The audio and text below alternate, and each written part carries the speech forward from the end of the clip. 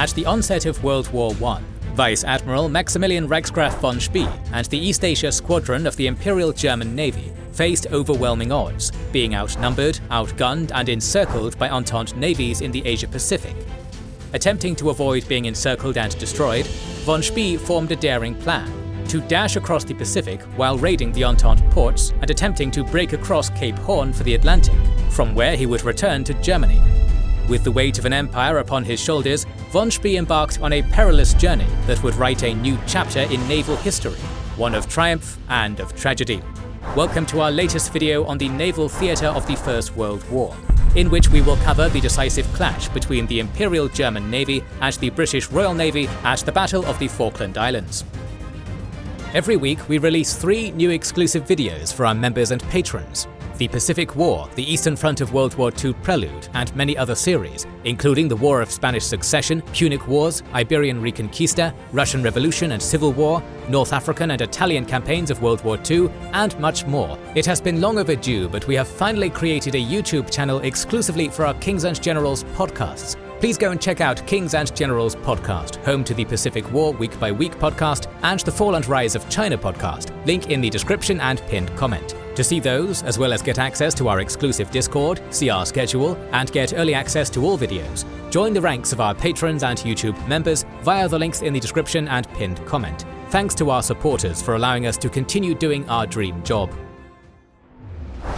After setting off across the Pacific Ocean, von Spee's first target was the station on Fanning Island, which SMS Nürnberg raided on September 7th of 1914, severely damaging the cable station equipment as the rest of his squadron attempted a raid on the harbour of Papeete in the French territory of Tahiti to plunder its coal reserves. There, the German ships bombarded the local shore batteries, town and a few Entente ships before departing in a hurry on the 22nd. Fear of mines in Papeete's harbour denied von Spee from seizing her coal reserves. Von Spee then sailed for Easter Island, where he was reinforced by the SMS Leipzig, Dresden and 4 colliers.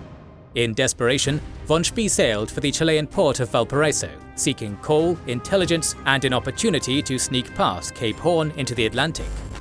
After the raid on Papeete, the Royal Navy sent the 4th Cruiser Squadron, led by Rear Admiral Sir Christopher Cradock, to hunt down von Spee. Cradock's squadron was outnumbered, outgunned, and mainly crewed by inexperienced reservists, with only the pre-dreadnought Canopus offering superior firepower against von Spee's German warships. However, when the Canopus arrived in the Falklands on October 22nd, it needed significant repairs and could only reach 12 knots, hindering Cradock's ability to hunt von Spee. Moreover, Cradock received vague orders to be prepared to meet the enemy, leaving him in a dilemma. He needed Canopus to stand a chance, but couldn't engage effectively with it. Misunderstanding his orders, Cradock set sail towards his doom. At 1:05 p.m. on November 1st, Cradock's squadron formed a line 15 miles apart and began approaching 50 miles west of Coronel to intercept von Spee. At 4:17 p.m., the Germans spotted them and sped up to 20 knots. Cradock faced a dilemma. The Canopus was too far to assist, and the Germans were closing in. He could either abandon the slower Otranto to escape, or fight alongside her. By 5:10 p.m, he chose to engage, attempting to use the sun's position to blind the Germans. However, he knew that sunset at 7 p.m. would put him at a disadvantage, silhouetting his ships against the horizon, while the Germans would blend in with the shoreline. Cradock attempted to cross their T, but struggled due to the Otranto's slower speed, which forced him to sail in parallel as the Germans maintained a distance of around 13 miles. At 7:05 p.m, the sun set, and the Germans opened fire at 12,000 yards. The British were outgunned, facing a barrage from the German ship's superior firepower. Both the Good Hope and the Monmouth quickly caught fire under heavy attack from the Germans, as the Glasgow fled the scene. By 7:35 p.m, the Good Hope suffered devastating hits, resulting in a catastrophic explosion that sank the ship, killing Cradock and most of the crew.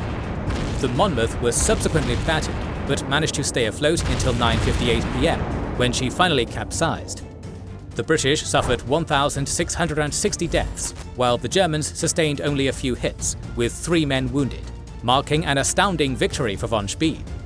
However, the Germans had expended half their ammunition during the battle, which could not be replenished. Von Spee took the Scharnhorst, Gneisenau and Nürnberg north to Valparaiso, leaving Leipzig and Dresden to hunt for Glasgow and Otranto. Meanwhile, the remaining British ships assembled at the Falkland Islands, where Canopus had been grounded at Stanley to serve as a makeshift defence battery. News of Cradock's defeat at Coronel shocked the British public and the prestige of the Royal Navy, which was then widely considered to be the uncontested master of the global seas. Now only the Canopus and Glasgow were available to block von Spee from slipping into the South Atlantic. The Admiralty was trying to discern von Spee's next move. He could potentially use the newly opened Panama Canal to enter the Caribbean, head south around Cape Horn, or continue raiding in the Pacific. Considering these possibilities, the Admiralty dispatched a squadron to the Caribbean and positioned a joint fleet of British, Japanese and Canadian ships to intercept von Spee if he moved north toward the Canadian coast. Additionally, the Admiralty promptly instructed the Grand Fleet at Scapa Flow to send the battlecruisers HMS Invincible and HMS Inflexible to the South Atlantic. The British Admiralty appointed Vice Admiral Sir Frederick Dufton Sturdy as Commander-in-Chief of the South Atlantic and Pacific, and ordered him to lead a new squadron against von Spee.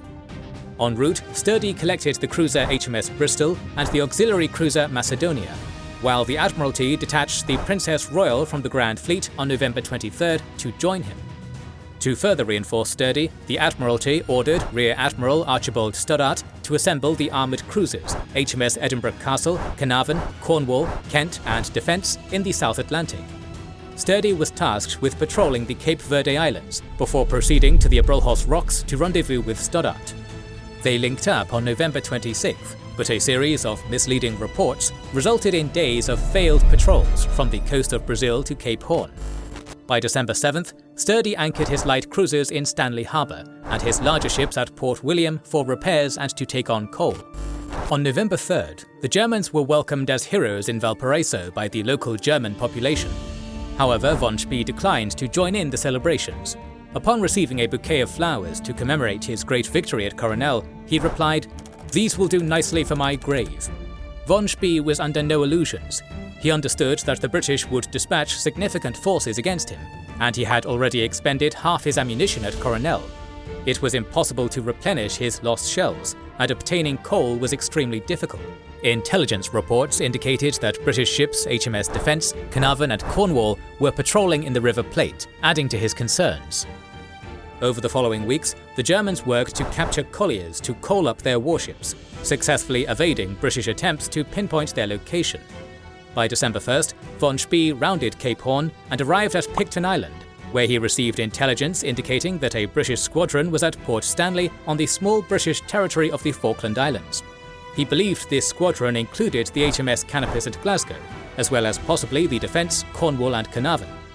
After receiving an order from the Admiralty's staff to attempt a breakthrough to Germany, von Spee held a conference with the ship commanders aboard Scharnhorst on December 6th. Von Spee proposed a bold idea: to lure the warships out of Port Stanley, sink them at sea, and then wreck the wireless radio station and facilities at Stanley before sailing home to Germany. 2 captains agreed, while 3 others argued it was an unnecessary raid, as they had enough coal to slip past the Falkland Islands. However, von Spee carried the vote. His plan was for Gneisenau and Nürnberg to enter Stanley Harbour, destroy the dockyard and wireless station, and, if hostile warships were present, to withdraw and lure them away from the slower Canopus to enable the rest of the squadron to destroy them. While the Germans had outnumbered, outgunned, and possessed more experience than their adversaries at Coronel, the situation was quite the opposite at this stage. The British battlecruisers each boasted 8 12-inch guns, with no secondary armaments, while their cruisers were armed with a range of guns from 7.5 to 4 inches. The beached Canopus added firepower with its 4 12-inch guns. In contrast, von Spee's best ships, the Scharnhorst and Gneisenau, were equipped with 8 8.2-inch guns and 6 secondary 6-inch guns. His light cruisers were also armed with 10 4-inch guns each. Additionally, the British battlecruisers could achieve speeds of 25.5 knots, compared to von Spee's 22.5 knots, making it impossible for the Germans to outrun them. To make matters worse, the German warships had been at sea for several months under active service conditions and were all in dire need of refit. Although they were fully loaded with coal, they only had half their ammunition remaining, severely limiting their combat effectiveness. On December 8th, the Gneisenau and Nürnberg were spotted at 7:50 am by lookouts aboard the Canopus. The alarm was raised as Sturdy's forces prepared to set sail, and Canopus opened fire at 9 AM. The Germans were shocked by the sudden gunfire and the distinctive sight of the tripod masts of battle cruisers. Faced with such overwhelming enemy forces, the two German ships immediately sped toward the rest of their squadron. By 10 AM, the British warships set sail, with the HMS Inflexible leading the formation. On a clear day, the British pursued the German ships, maintaining a speed of 24 knots. At 1 PM, the slowest German ship, the SMS Leipzig, was fired upon by the Inflexible at a range of 16,000 yards. Realizing they couldn't outrun the British, von Spee ordered his light cruisers to scatter towards the coast, while Scharnhorst and Gneisenau headed northeast to engage. In the meantime, the Kent, Cornwall and Glasgow pursued the Dresden, Nürnberg and Leipzig, while the Invincible, Inflexible and Carnarvon duelled with the two German armoured cruisers. At 1:20 PM, a duel began at 14,000 yards, a distance that limited German gun effectiveness. Von Spee changed course to close the range, hitting Invincible at 13,000 yards. By 2 PM, the British retreated to 16,000 yards, leading both sides to stop firing. They resumed engagement at 2:45 PM at 15,000 yards, allowing the Germans to fire their main guns again. Noticing that the British battlecruisers lacked secondary armaments, von Spee closed in further. By 2:59 PM, the Germans reached 12,500 yards, enabling their 6-inch guns to fire. Over the next 10 minutes, both sides exchanged hits, but the British took less of a beating. The Scharnhorst experienced major damage, including flattened funnels and fires, while the Gneisenau was hit 3 times in critical areas. At 3:15 PM, the British were windward and free of smoke clouds, allowing them to fire full broadsides into their enemy. By 3:20 PM, Gneisenau's list had become so severe that her secondary guns could no longer fire. 10 minutes later, von Spee attempted to turn northwest to cross the British bows at a distance of 12,000 yards. However, the British fire was so intense that he quickly ordered a retreat. At 4 PM, Scharnhorst suddenly stopped firing, prompting von Spee to send his last signal to Gneisenau, instructing her to flee and save herself. By 4:17 PM, Scharnhorst sank, taking von Spee, his 2 sons, and her entire crew of 795 men down with her. Sturdy then turned the Invincible's focus on the Gneisenau, engaging her at a range of 11,000 yards. Both British battlecruisers pounded the Gneisenau, causing her turret 1 to go out of action, and resulting in significant flooding. The damage inflicted lowered the Gneisenau's speed, allowing the Carnarvon to add her firepower to the fight. As the battle continued, the Gneisenau lost one of her funnels, suffered fires both fore and aft, and was limping along at 8 knots, having expended the last of her 8-inch ammunition. At 5:30 PM, the Gneisenau turned towards Invincible, firing her secondary guns as the British continued their onslaught. By 5:45 PM, the Gneisenau was sinking rapidly at a distance of 3,500 yards, and her surviving crew could be seen walking along her keel. Of her crew, 200 would later be rescued by the British. In contrast, both British battlecruisers had received 40 hits between them, resulting in 1 crew member's death and 4 others injured. Meanwhile, the Glasgow caught up to the Leipzig and began dueling with her from a range of 12,000 yards. The Leipzig continuously turned to starboard to unleash her broadsides, forcing the Glasgow to maneuver back and forth to avoid direct hits.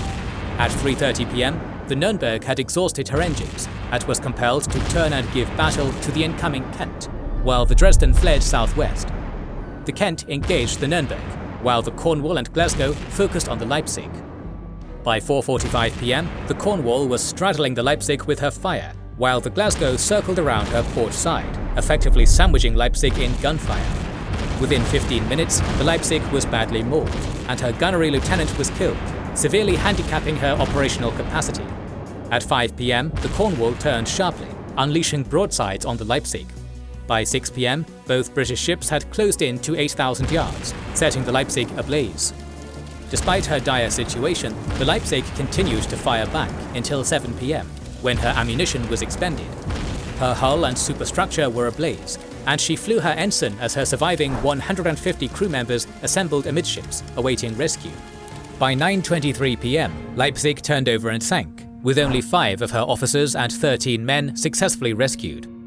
Cornwall had taken 18 hits and was listing but suffered no casualties, while Glasgow endured 2 hits, resulting in 1 death and 4 wounded among her crew. As the battle began drawing to a close, the Kent closed within 12,000 yards of the Nürnberg at 5 p.m. and opened fire. By 5:45 p.m, Nürnberg turned to unleash her broadsides. However, the Kent continued to close the distance, reaching within 3,000 yards and battering the Nürnberg with her forward guns. By 6:10 p.m, the Nürnberg was limping and on fire, with only 2 guns still operational. The Kent managed to pass the Nürnberg, crossing her T and raking her with starboard batteries at a range of 3,500 yards. 2 6-inch shells destroyed the Nürnberg's forward turret, further crippling her. By 6:25 p.m, the Nürnberg was dead in the water, ablaze and heavily listing at her stern. Once her opponent was unable to fire back, the Kent ceased firing and approached, waiting until the Germans lowered their ensign in surrender. By 7:30 p.m, the Nürnberg turned over and sank, with the Kent making rescue efforts until 9 p.m, ultimately finding only 9 of her crew. The Kent had sustained 40 hits during the engagement, suffering 4 men killed and 12 wounded. The German hospital ship Seydlitz managed to flee the scene, while the 2 colliers, the Baden and Santa Isabel, were captured by the HMS Bristol and Macedonia by 7 p.m. Meanwhile, the SMS Dresden would evade the British forces until March 14, 1915, when she was discovered at Massafuera by the Kent and Glasgow. The crew of Dresden scuttled the ship and interned themselves with the Chilean authorities. The naval battle of the Falkland Islands was extremely lopsided. The Germans had lost 4 cruisers and 2 colliers, while the British had suffered only relatively minor damage to 1 battlecruiser and an armoured cruiser. Von Spee, his 2 sons, and 1,871 Germans had been killed, with 215 more captured. In contrast, the British had suffered only 10 deaths and 19 wounded. The German East Asia Squadron was no more, and Germany's possessions in the Asia-Pacific were all occupied by Entente powers. Despite this defeat, von Spee gained fame after his passing, and was hailed as a hero in Germany, widely celebrated by the press for his brave end. More videos on the naval battles of the 20th century are on the way. If you don't want to miss that and many other historical videos, make sure you are subscribed and have pressed the bell button to see them. Please consider liking, subscribing, commenting and sharing, it helps immensely. Our patrons and YouTube members can watch more than 200 exclusive videos. Join their ranks via the link in the description or by pressing the join button under the video to watch these weekly videos, learn about our schedule, get early access to our videos, access our private Discord, and much more. This is the Kings and Generals channel, and we will catch you on the next one.